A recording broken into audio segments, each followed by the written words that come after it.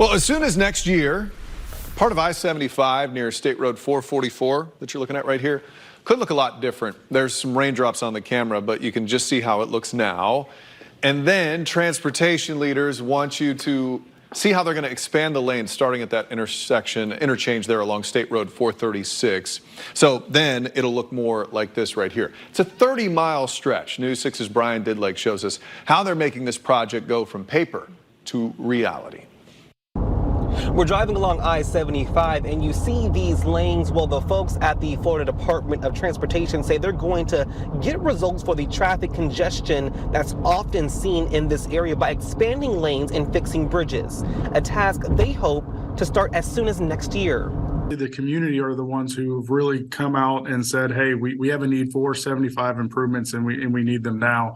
Stephen Buck, the project development administrator for District 5 of the Florida Department of Transportation, says they have been looking at making improvements to about 30 miles of the I-75 corridor. What we have two projects that are currently in what we call the PD&E, or the environmental phase.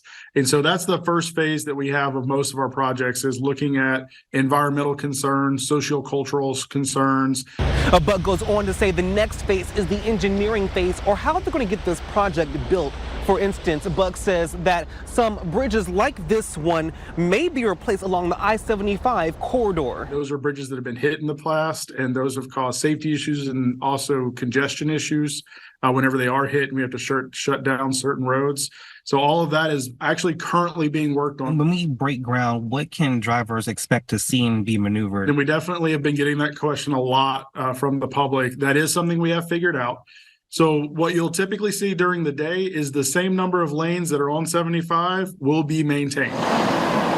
At night, that's when Buck says you may see a lane or two closed during hours where they typically see less traffic. Do you guys foresee any challenges? There are some challenges when it comes to the bridge work and having to replace them. Otherwise, though, it's adding an additional lane to the outside of I-75. We're not having to purchase any right-of-way along the corridor, but we are having to purchase right-of-way for the ponds.